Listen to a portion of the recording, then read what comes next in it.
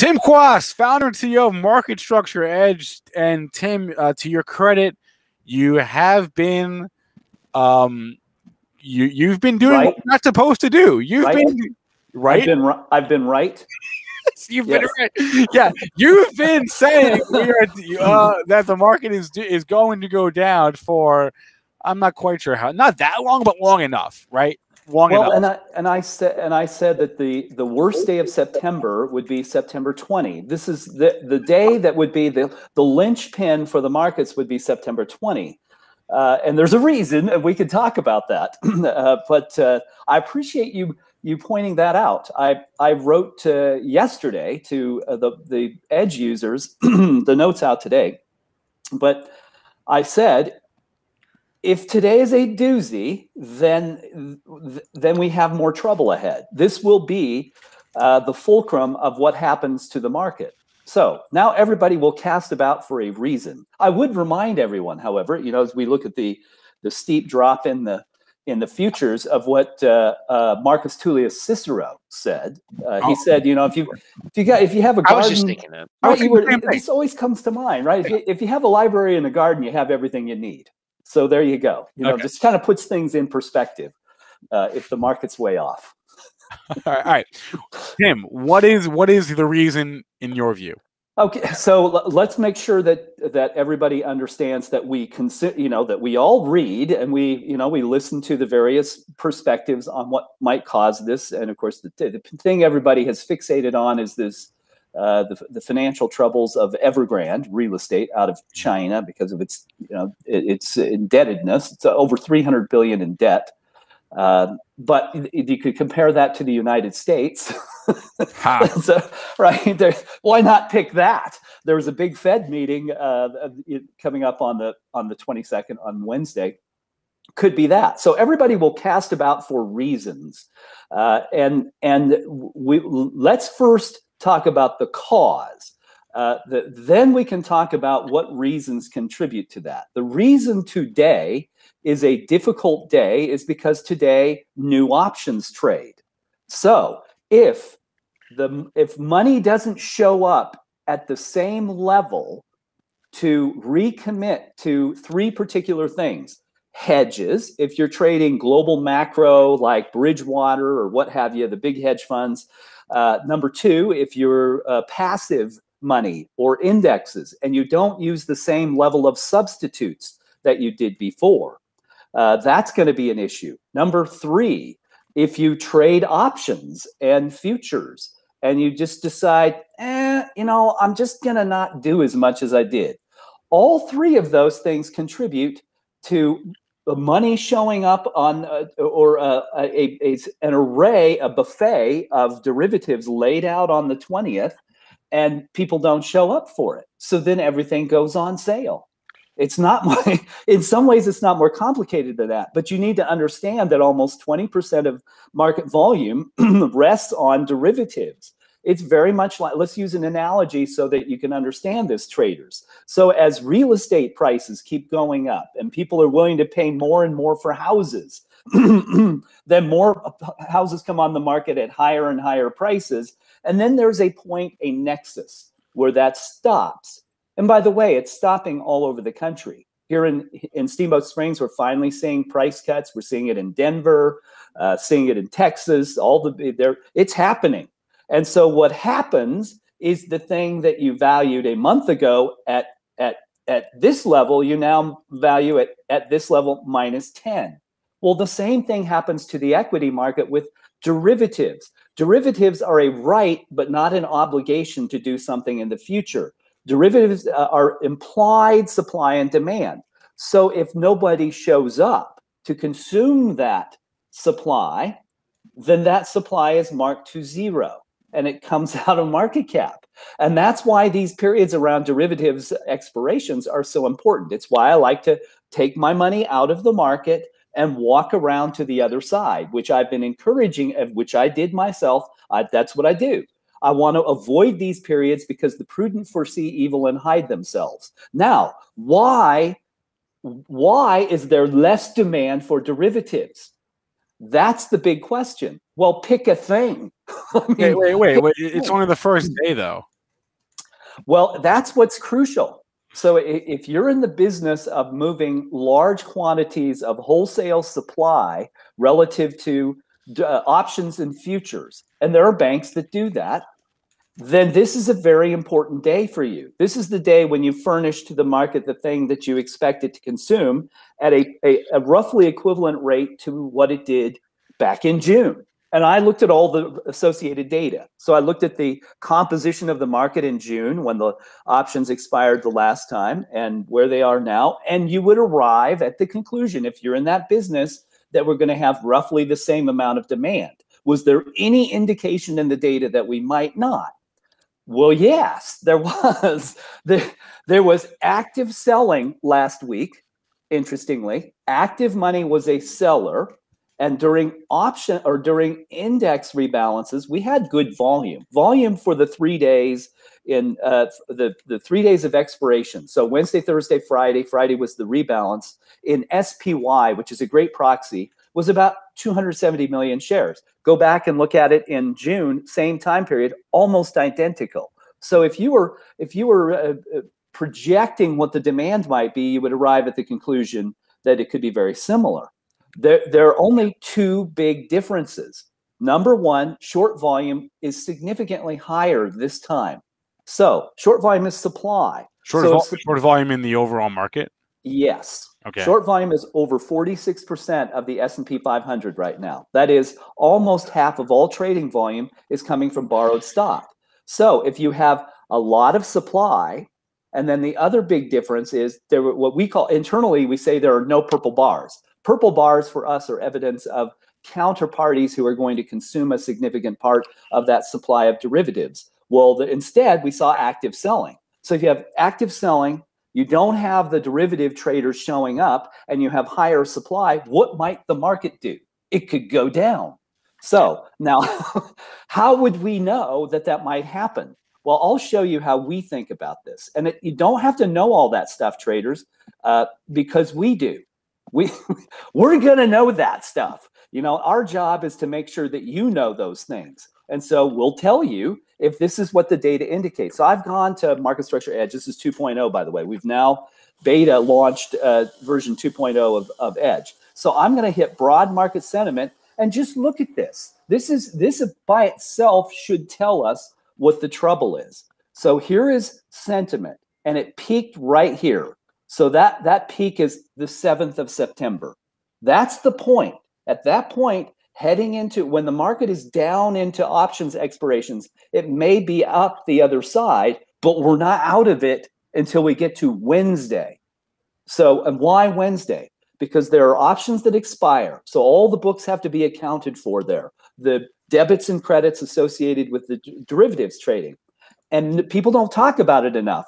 That CNBC was actually talking about it this past week.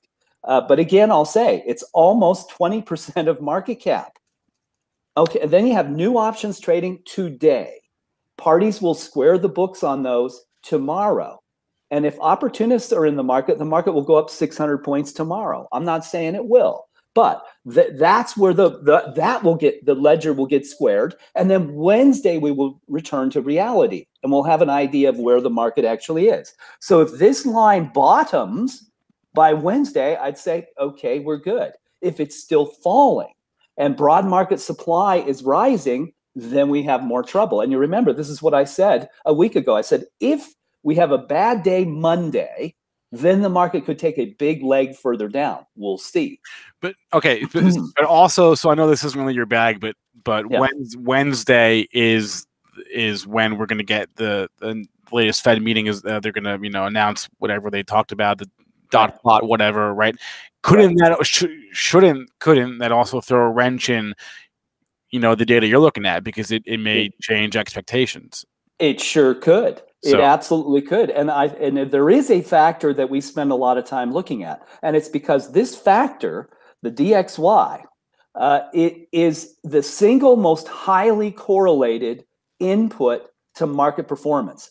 We track that. So we do all, there are all kinds of inputs. It's the reason we come back to supply and demand in the market. We've determined that is the biggest.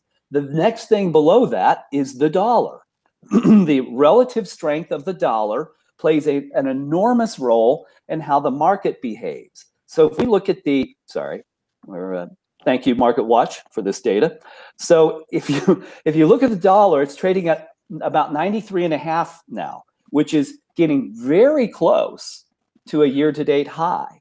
And so a strong dollar tends to depress the prices of risk assets because the dollar denominates risk assets. Smaller denominator, larger price. Larger denominator, smaller price. So as this trends up, then the risk to everything from stocks to real estate increases, and oil. Energy has performed very well, but energy was a reflection of what happened between options expirations in August and present. The dollar declined. Well, what will happen?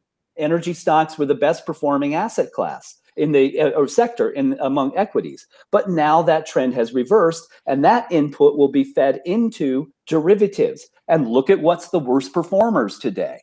Apache, Occidental, all these things have given up all of their gains of the month, at least now, pre-market. Yeah. And there's a cause. So, and to your point, Spencer, I think you make a very good point, an astute one. And maybe you should listen to Spencer, everybody, and wait to see what the Fed does. I think the Fed is going to look at this and be very dovish because they don't want these things to fall apart. But you never know. You never know. So it's a good reason. Okay, so the takeaway here is Tim is going to be watching demand for derivatives today, tomorrow, Wednesday. And also keeping an eye on whatever the Fed says or doesn't say with regards to a timeline as far as when they could potentially taper and all that good stuff, because we know we know what's on their minds, but we still don't know when it's going to start. Remember, though, that the Fed is market dependent and not data dependent. And if the market continues to go down, they will do their best to defend this market. And that tapering talk will quiet in a hurry. So you have to, sometimes the market fixes the whole Fed's issue, and the Fed is stuck. They're really stuck in a hard place here because they know deep down that inflation seems to be a little more sticky in a lot of areas than they'd like it to be. But they can't come out and flat out say, we've got an inflation issue, because then they have no excuse. They need to raise rates, and they know if they raise rates, the house of cards starts tumbling down. So it's difficult as a Fed official. You're trying to just to manage it, manage the expectations of, yeah, maybe we're going to raise rates here, but we know if we really start to really jack them up, that the whole world's built on debt and everything comes tumbling down. So, I mean, how when you look at this, Tim, and you look at the market selling off, and maybe we're worried about interest rates going higher, isn't the Fed put here to a certain extent, for lack of a better word, kind of like, a possibility that this market just, eventually finds a bottom just because they know the market participants know the Fed's got the market's back? Well, we'll find out, won't we? That's true. That's a tough question to throw at you. Well, I love these pithy little aphorisms, but again, it reminds me of I've used this before, Herb Stein's law. So it's called Stein's law. That's what it's known as in economics. And so Herb Stein, for those of you who are younger, is the father of Ben Stein, well-known economist and writer. And so he famously said, if something cannot last forever, have I got you guys? Something cannot last forever, it will stop. And so, to your point, Dennis, the Fed is in a very difficult position because while it's supposed to be independent, it is heavily indebted to supporting the economic policies of whoever is in charge at the time, and nobody wants markets falling apart. There's just no question about that. From a trading standpoint, traders, what do you do with that? Well, and this will be a little self-serving, but I'm telling you, from having done this for 20 years now and used this data in front of us for a dozen, these they're not perfect, but they do reflect well all of the inputs. Instead of having to wonder, well, what are the hedge funds doing? What are the macro economists thinking? What about monetary policy? What about things in China? How about economic growth? What about the supply of oil? All of these things are inputs that all manifest in this little green line called sentiment. It's measuring all of those. And so look at this. This has been an issue, and I've talked about this before. This issue started in April. In April, we ceased to have a momentum style stock market. It doesn't mean that the consequence arrives right away. So whatever the Fed does today will have a consequence in the future. What the Fed has already done is playing out now in the equity market. And so when the policies began to slow, the input of money into the market in excess fashion began to slow. And we can look at the Fed balance sheet every week. I do. And while it continues to rise, the rate is slowing, right? The rate's slowing. Well, this started back here. So while the market has continued to rise, this is inertia, the continuation of something that has been set in motion. But inertia will slow at some point. And Joel, this thing's already telling us, right? It's already telling us. Joel, Yeah, Tim, I just wanted to hop in here with one thing. I mean, we're talking about the open here, and we're talking about maybe what the Fed does, but we know institutional money is what moves these markets, right? Correct.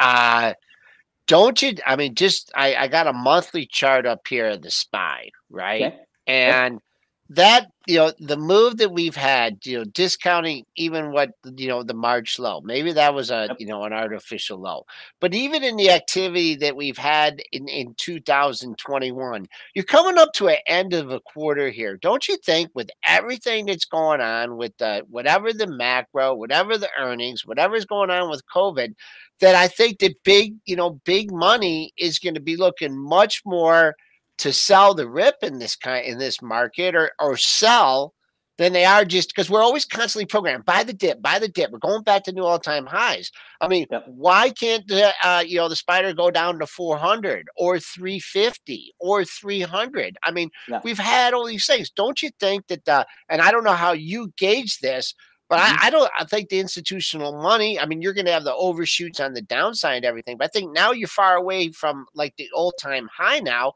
You're coming up to the end of the quarter.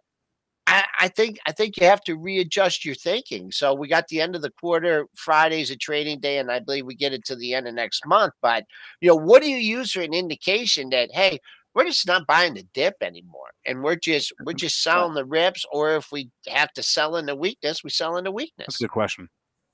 So I'll dovetail the two. It's a very good question, Joel, and it's the great existential question for all of us with exposure to the equity market. I'll note that our prognostications about the effect of what we call risk management, derivatives, plays out. So now let me add another piece to this. What you're describing is true for about 9% of trading volume. There are investors who are doing those kinds of things, but they are not the predominant money in the market. There is an Achilles heel to the predominant money in the market. The single largest form of institutional asset management is large cap blend. That is, those are stocks in the Russell 1000 that are can be both growth and value, which, by the way, is Apple. It's Facebook. Those are blend. They could be growth stocks. They could provide the support for growth ETFs. They can be value stocks and provide support for value ETFs. But that is fully 1/3 of all assets under management. And that money wants to track a benchmark. It wants to be the SPY, let's say. So here's the trouble. As SPY deteriorates, that money has no choice but to adjust to it. And that is what creates snowballing effects. It's not that money doesn't buy dips. The money that buys dips is merely excess capital and stock pickers like Ron Barron. Ron Barron is going to, the Barron funds, he's a classic value investor. All the value investors will do what you described, but they're overwhelmed today by a 3-to-1 in terms of volume in the markets by money tracking a benchmark. If the benchmark deteriorates, so must the money associated with it. If energy is 3% of an index and it loses 0.5% of value, 0.5% comes out of the market. If the FANGs are 25%, I'm adding pluses in there, and the FANGs drop 5%, half of that 5% of the money comes out. That's how you get a snowballing effect. And right? this is the double-edged sword of index funds. But that's exactly. That's the way things go. Tim Quast, everyone, you can learn more about his site, marketstructureedge.com. You can see his notes and his research and his data there. Tim, always a pleasure to talk to you again. See you guys Monday.